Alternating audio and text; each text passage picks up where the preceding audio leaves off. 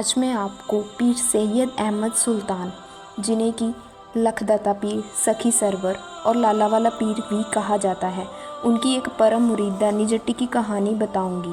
आप सभी से विनती है कि इस वीडियो को पूरा देखें और चैनल को सब्सक्राइब करें।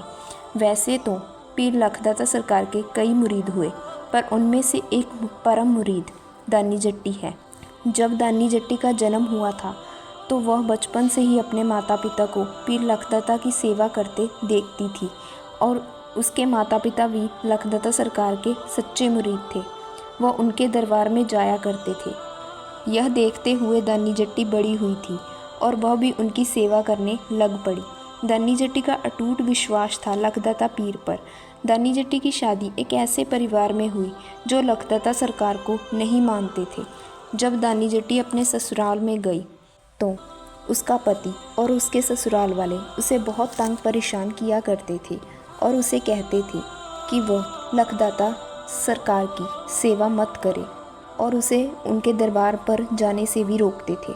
उसका पति उजागर सिंह उसे मारता पीटता था कि वह किसी पीर फकीर की पूजा ना करे और ना ही उनकी नियाज चूरमा बनाने देता था और कहता था, हम जिसको मानते हैं तुम उसी की सेवा करो।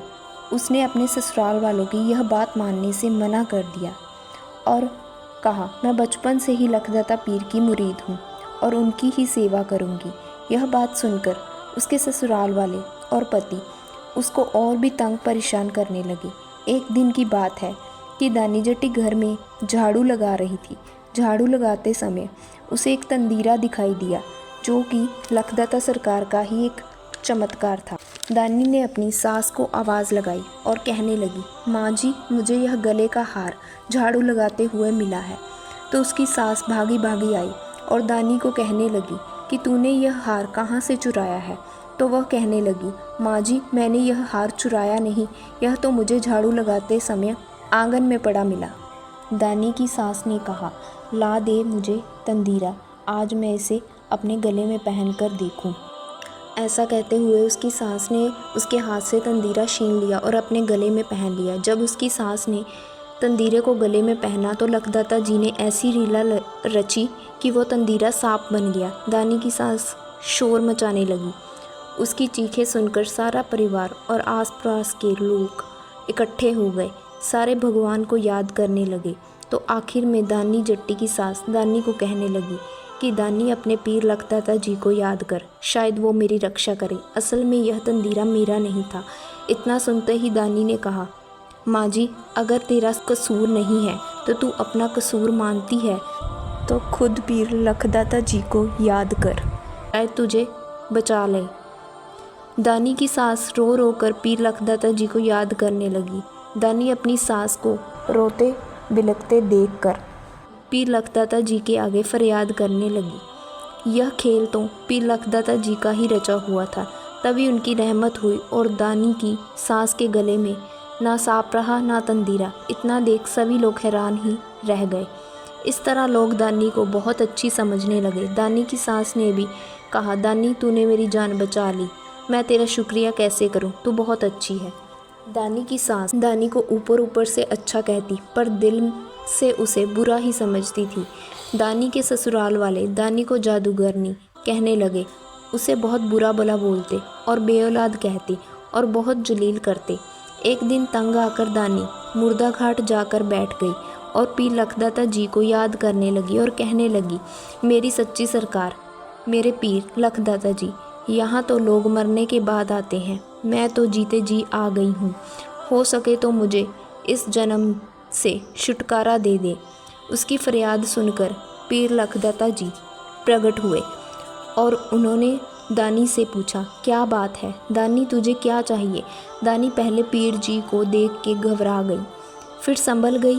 पहले पीर लखदाता जी को सलाम की, फिर रोने लगी और फरियाद करने लगी कि पीर जी, मैं बहुत दुखी हूँ, सारी दुनिया मेरे पीछे पड़ गई है, मेरे ससुराल वाले भी मुझे बहुत बुरा भला बोलते हैं, मैं बहुत दुखी हूँ, मेरे पर मेहर करो, या तो मुझे मौत दे दो या फिर एक लाल दे दो। पीर लखदाता जी ने दानी को कहा, दानी, हम तेरी श्रद्धा से बहुत प्रसन्न हैं और खुश होकर वरदान देते हैं कि तेरे एक लाल पैदा होगा। मगर उसके जन्म के बाद हमारे नाम की ढोल वाले भराई को बुलाकर टाहर दे देना और हमारे बड़े पीर निगाहे पुत्र का माथा टिकाने वास्ते ज़रूर ले आना। दानी ने कहा, ठीक है पीर जी, मैं ज़रूर सजदा करने आऊँगी, और खुशी खुशी घर वापस चली गई।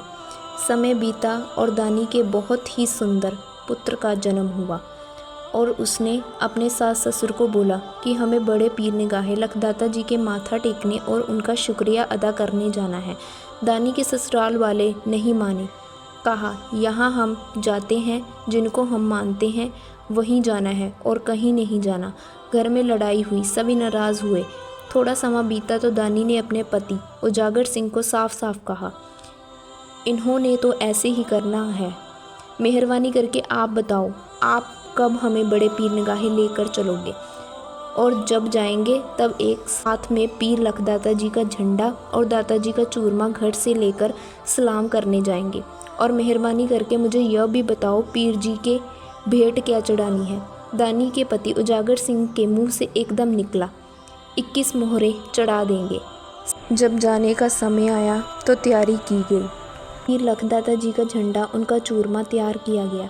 जब जाने लगे तो दानी की सास ने अपने बेटे को धीरे से अंदर बुलाया और कहा, बेटा 21 मोहरे चढ़ाने की क्या ज़रूरत है, तू दानी को मत बताना और धीरे से 7 मोहरे चढ़ा देना। दानी अपने बेटे और पति के साथ बड़ी खुशी खुशी निगाहे की तरफ चल पड़ी और मन ही मन में बहुत खुश थी कि वह लखदाता जी का शुक्रिया करने जा रही है। पर उसे क्या पता था कि उसके पति के मन में तो चालाकी, मैल और धोखा है। चलते चलते जब वो निगाहे से थोड़ा दूर रह गए तो अचानक दानी को महसूस हुआ कि बच्चा कुछ हिलजुल नहीं कर रहा। जब दानी ने ध्यान से बच्चे को देखा तो दानी घबरा गई। उसने देखा कि बच्चे की तो मौत हो गई है। दानी कुछ नहीं बोली, बस पीर लखदाता जी का नाम मन ही मन ध्याते हुए चलने लगी।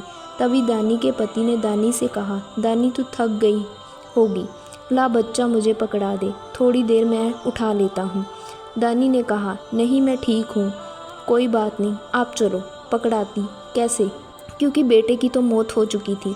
उसे डर था कि उसका पति उसके पीर लखदाता जी को बुरा भला बोलेगा और कहेगा कि तेरे पीर ने लाल देना ही था तो फिर शीना क्यों। इसी कश्मकश में वह निकाहे पहुंच गई। दानी के पति के मन में चालाकी थी। उसने सोचा कि अगर मैं दानी के साथ माथा टेकने गया तो मुझे 21 मोहरे चढ़ानी पड़ेंगी।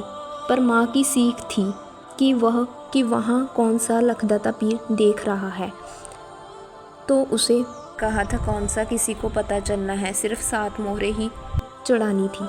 यही सोचकर दानी के पति ने दानी से कहा कि तू बेटे के साथ यहाँ बैठ, पहले मैं माथा टेक आता हूँ, फिर बाद में तू चली जाना।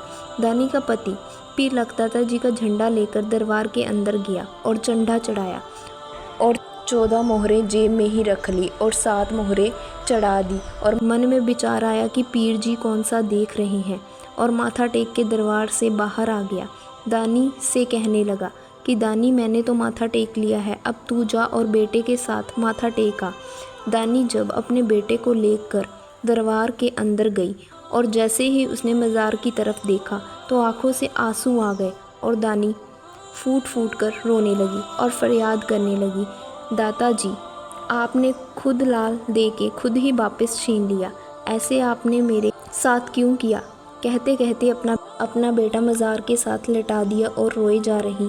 तभी दानी को एक आवाज़ सुनाई दी, दानी हम लाल देकर वापस नहीं लेते, थोड़ा सब्र कर, तेरा बेटा मरा नहीं, वो जिंदा है, पर तेरे पति ने हमारे साथ धोखा किया है, उसने 21 मोहरे सूख कर चढ़ाई सिर्फ 7। दानी तू घबरा नहीं, जाके अपने पति से पूछ ले कि कितनी मोहरे सूखी थी और चढ़ाई कितनी। दानी अकेले दरबार से बाहर आई तो उसे अकेले देखकर उसके पति ने पूछा, दानी तू अकेले आई है, बेटा साथ नहीं लेकर आई। तो दानी ने कहा, उसे तो पीर लखदाता जी ने 14 मोहरों में रख लिया। इतना सुनते ही उजागर सिंह पूरी तरह घबरा गया। फिर संभल कर और बात छुपाते हुए कहा, दानी मैं समझा नहीं, तू क्या कह रही है। तो दानी ने कहा, आपने 21 मोहरे सूखी और चढ़ाई सिर्फ 7। अगर बेटा चाहिए तो मेहरबानी करके जाओ और पीर लखदाता जी से माफ़ी मांगो।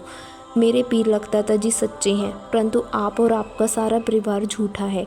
इतना सुनते ही दानी के पति के होश उड़ गए और वो पागलों की तरह दरबार की तरफ भागा और चीखते चिल्लाते हुए दरबार के अंदर गया और जाते ही बाकी की सारी मोहरें मज़ार पर चढ़ा दी और रोने बिलखने लगा और बार बार दाताजी के नाक रगड़ते हुए माफ़ी मांगने लगा। साथ में दानी भी रो पड़ी। उन दोनों की चीख पुकार और फरियाद सुनकर पीर लखदाता जी ने लड़के को ज़िंदा कर दिया और फिर से एक आवाज़ सुनाई दी, दानी जा और इस लड़के का नाम परागा रख दे। इस बच्चे का नाम दुनिया में रोशन होगा, रहती दुनिया तक तेरा और तेरा इस बेटे का नाम रोशन रहेगा। दानी ने बच्चे को उठाकर छाती से लगाया और अपने गुरु अपने पीर लखदाता जी का बार बार शुक्रिया अदा किया। उसके बाद तीनों जने दानी जट्टी, उसका पति उजागर सिंह और अपने बेटे परागा को लेकर खुशी खुशी घर वापस आ गए। आपको यह स्टोरी कैसी लगी मुझे कमेंट बॉक्स में कमेंट करके बताएं और इस तरह की और भी कहानियाँ सुनने के लिए मेरे इस चैनल को सब्सक्राइब, लाइक और शेयर करें। जय लखदाता सरकार, सखी सरवर की।